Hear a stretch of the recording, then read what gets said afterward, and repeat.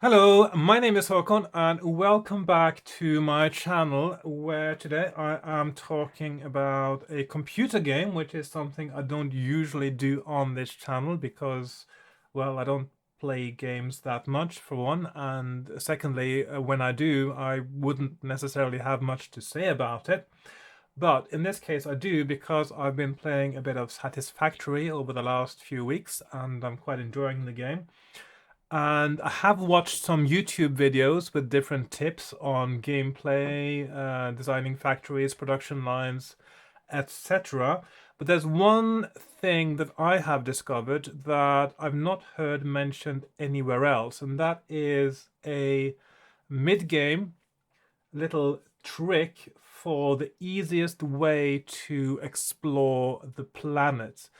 And this requires that you have unlocked the ability to build the hover pack. So got your hover pack on my back here. So of course the jetpack is great, and your blade runners are great for getting around. But the minute you have the hover pack, exploring becomes so much easier. Now, I think that many people think of the hover pack as your aid to building because you can hover in the air, you can go up and down, you can move around, and it's easy to see things from above, easier to design things, make sure things are in the right place. And they don't think of it as a tool for exploring because you have to use it near your power grid, but it is cheap and easy to extend your power grid. So if I want to move in this direction over here and keep hovering, I can just build my power line as I go and just keeping the power line a bit ahead of me, and I can keep hovering while sipping coffee as well. And of course, this has other advantages. It means that when you get to a crash site and the escape pod requires electricity, when you come across it, that means you actually have your grid with you. You can connect up the pod with your electricity and you can open it and get the hard drive. That's one extra advantage.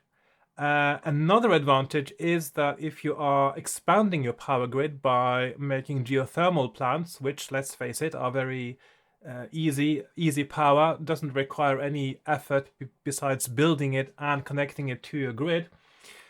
As long as you have the materials for it on your trip, you can just connect it up to the power line that you are taking with you. Another great thing about hovering around is also you can see further.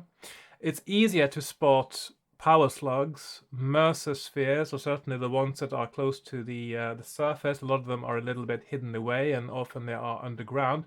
But power slugs definitely a lot easier to spot.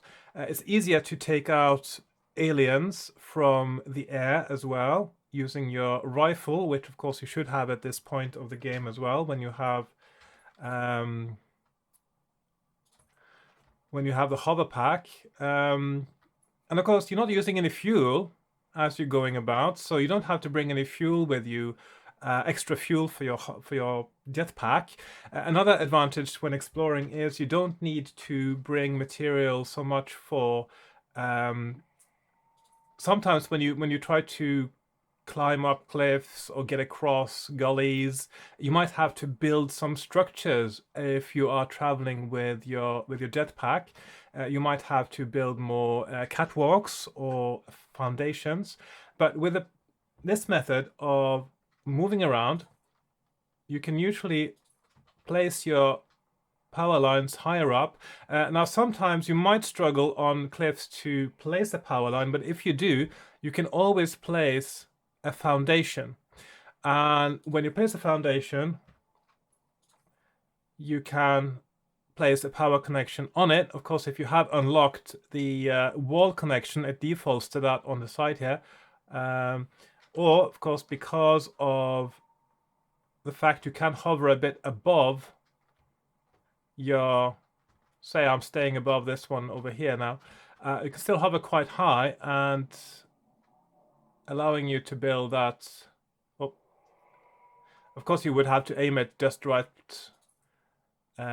What you can do, of course, you can hover as high as you can get before you get the warning, and then you can build your foundation and then build your power line there, allowing you to keep climbing like so. And now we get to access to these areas that are hard to reach otherwise. There's actually a crash site I haven't been to yet. So now I don't have aggressive aliens on, but of course taking these out from the air makes it easier regardless. So if these had been aggressive now, it would have been trickier. I suppose he would still have been spitting at me, but it's just easy to take out from the air like that. And of course these things, if you want to get rid of them, that's also easier to do from the air as well, like so. And now, because if this, let's see if this drop pod requires 120 megawatts. Look at that. So that means that now I can take my power, connect it up, and there you go, Bob's your uncle. And I've got one more hard drive to take back to the MAM. So you don't have to estimate the power of a single cosmic ray, flipping the right bit at the wrong time. So you don't have to find the pod that requires electricity and then make the effort of building your power line to it. Later, you already got the power line with you as you are exploring. And with this method, I've been able to climb the highest point on the map. I didn't realize I was doing that until I got to the top and got the achievement. And of course, by hovering around, you've got safer distance from these aliens that create gas. You got a better distance from radiation as well. And of course, you can build your geothermal plants easily and connect them to the net. These ones are made before I started using this method. So of course, I already got some power lines going here, which are a bit more serious power lines because this was before I started exploring like this. If I had been exploring like this earlier, I wouldn't have needed to make these big power lines like that. I would have had smaller ones climbing up the cliff over here. So that's a major tip for exploring the world that might help you. And I'll just pick up the spitter remains there. Rotor 118, yeah, why not? Solid biofuel, yeah, well, I'm using that every now and again. Iron plates, no, and iron rods. No, I don't need those. Now, the thing is, of course, that you have to make sure you have a steady supply of what you need to make power poles. Of course, power pole Mark 1 is all you need when you're out exploring. So make sure you have access to plenty of wire, iron rods, and concrete. Now, at the moment, I have, as you can see, I've got decent amount of these. But another tip for you is that when you start picking up Mercer spheres and you got your sand production and you are using your dimensional depot, what I would suggest is that to prioritize before expanding the dimensional depot size to the max or the upload speed to the max, that you use the rather cheap one Mercer sphere is all you need to create an uploader depot, and you connect one to every single storage box or resource you have that are the things you will need when you're out and about for your basic building of conveyor belts, for building of mines, and of course for building of power poles and power lines as well. So now I have in my base dimensional depots hooked up to wire, iron rods, concrete, and cable, as well as several other things. And if I start, of course, now I've got things in my inventory, but if I start running low on these things, they will go back up again right away because, let's see if I can make that happen now. I need to build, I got lost in my inventory right now. So if I get down to the point where I start using the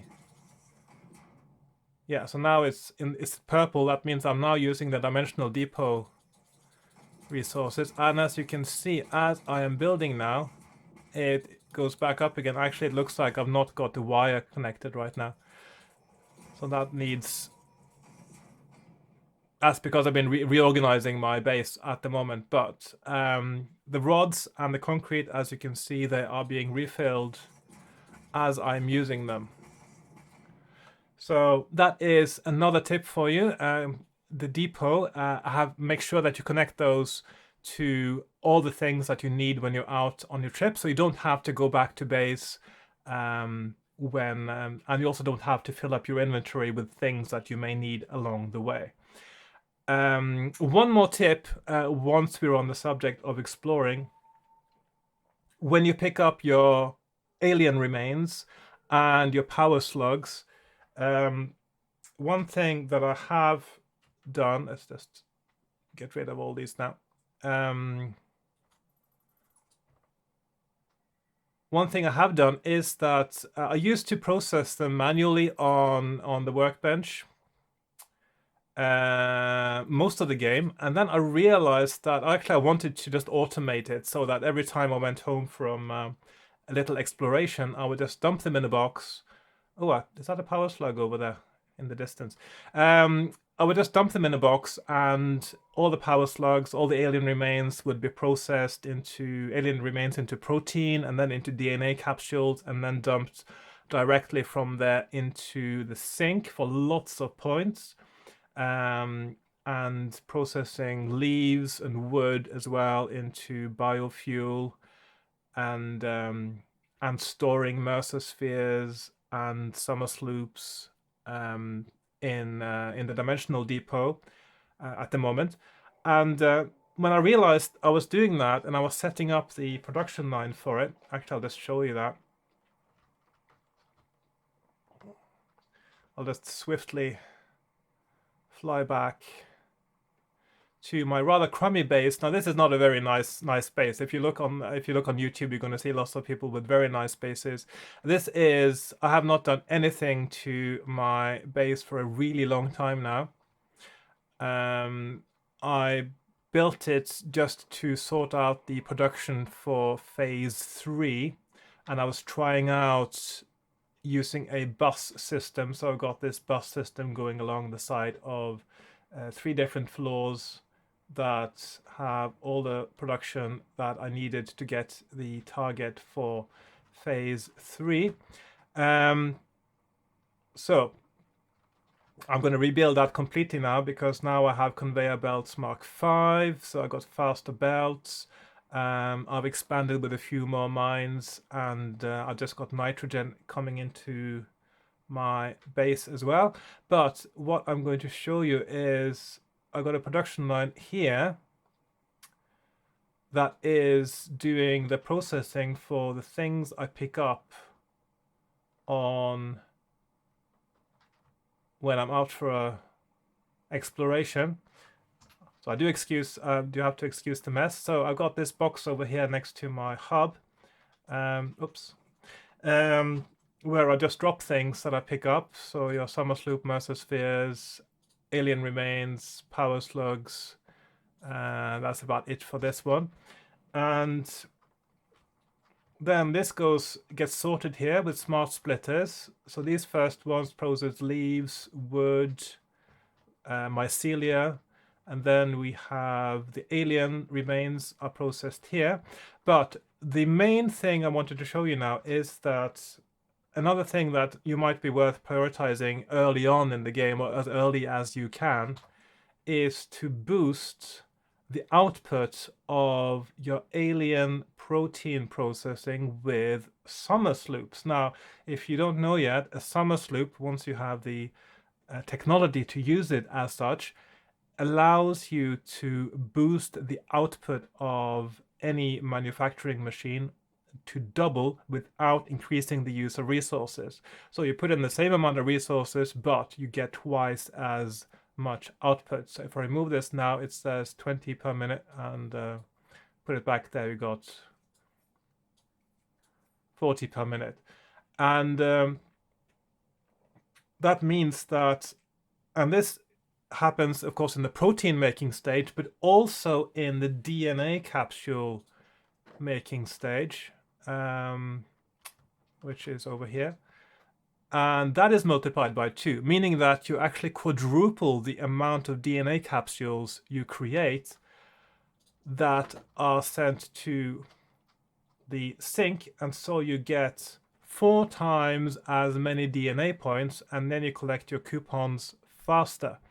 So this is a very, very effective use of your summer sloops, and of course you can move them somewhere else more important later, but as long as you are collecting coupons, that is an absolutely amazing way to boost the effect of them. And the same thing goes for your power slugs as well. You add these summer sloops to the machines that are processing the power slugs, and you get twice the amount of power shards. So you can power shard more machines and increase your output as long as you have the energy for it.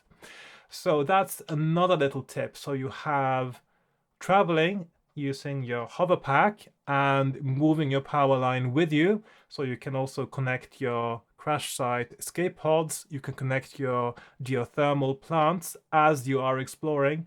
And when you got back, you can double and even quadruple your DNA capsule. You can double your power shards and also use dimensional depots for all the resources you need to bring with you for whatever activities you want to do, so you don't have to go back and forth to base, such as the things you need to build your mines, your conveyor belts of choice, and which usually is the best you can afford. Really, once you have a good production line, that you will never catch up with the amount that is being produced in building. And for me now, that is actually a conveyor belt Mark V, as it should be for everyone once you have aluminium, or aluminum as it's called in this game.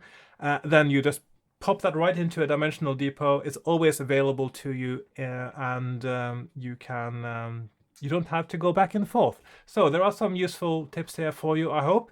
And I hope you enjoyed watching this video and getting some ideas for your own gameplay. Not a build video this. As you can see, this is seriously messy over here.